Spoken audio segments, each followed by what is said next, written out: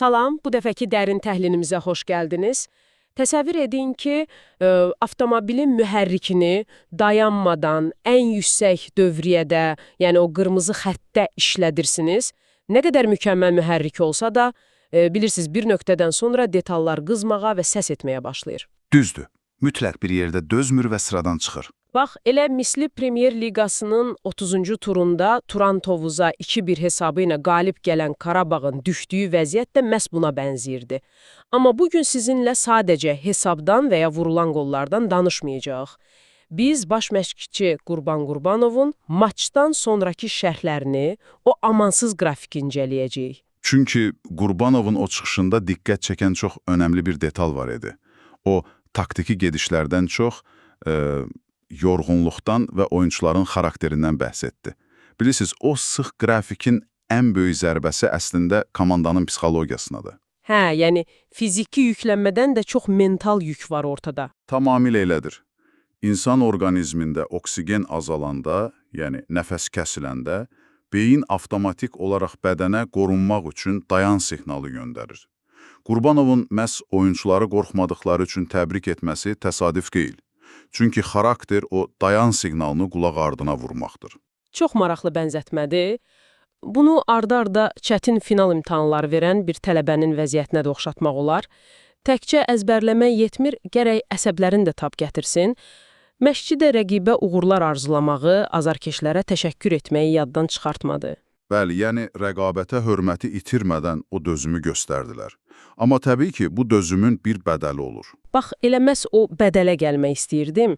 İradə nə qədər güclü olsa da insan bədəni, necə deyərlər, dəmirdən deyir axı.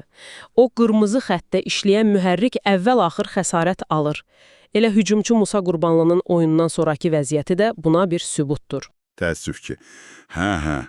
Xroniki ağrılarla oynamaq çox riskli bir prosesdir. Səhərsi gün müayinə olunması da o qeyri-müəyyənliyin göstəricisidir. Burada məni düşündürən bir mexanizm var. Xroniki zədə olduqda futbolçu ağrıdan qaçmaq üçün bütün yükü qeyri-ixtiyari sağlam ayağına salır. Yəni hərəkət mexanikası pozulur. Bu da bədəndə başqa böyük zədələrə yol açır, düzdür? Əla tutmusunuz, bəli.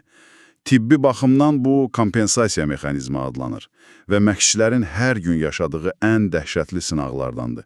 Siz oyunçunu meydana buraxmaqla bəlkə də onun bütün karyerasını qumara qoyursunuz. Yəni bir tərəfdən xarakter tələb edirsən, o biri tərəfdən də əlindəki oyuncu hər an partlaya biləcək saatlı bombaya dönür.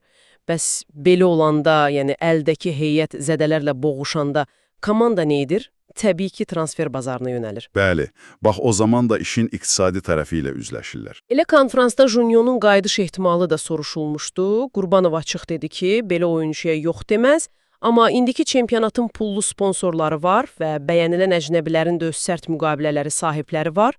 Amma mənim burada heç cür razılaşa bilmədiyim bir məqam var.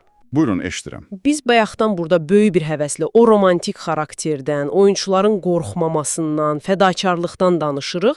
Amma mövzu transferə, komandanı gücləndirməyə gələndə hər şey gəlib pul kisələrinə və o pullu çempionatlara dirənir. Hə, reallıq biraz sərtdir. Yəni, əgər son sözü həmişə iqtisadi güc deyilsə, onda o bəhs etdiyimiz xarakter sadəcə pulu çox olmayan komandaların özlərinə verdiyi bir təsəllidir. Sadəcə bir əfsanədir. Çox haqlı bir iraddır, ancaq mən tam elə deməzdim. Qurbanovun yanaşması əslində çox soyuqqanlı bir praqmatizmdir. Məsələ burasındadır ki, xarakter sizi konkret bir maçda, tutalım o çətin 89-cu dəqiqədə xilas edir. Sahib geniş bir heyət qurasınız və Musa Qurbanlı kimi heç kim bədənli tək başına qurban vermək məcburiyyətində qalmasın. Aydındır. Deməli, iqtisadi güc iradəni əvəz etmir, sadəcə iradənin qırılmadan fəaliyyət göstərə biləcəyi o şəraiti, o infrastrukturu yaradır. Bu, həqiqətən də çox aydınlaşdırıcı bir yanaşma oldu.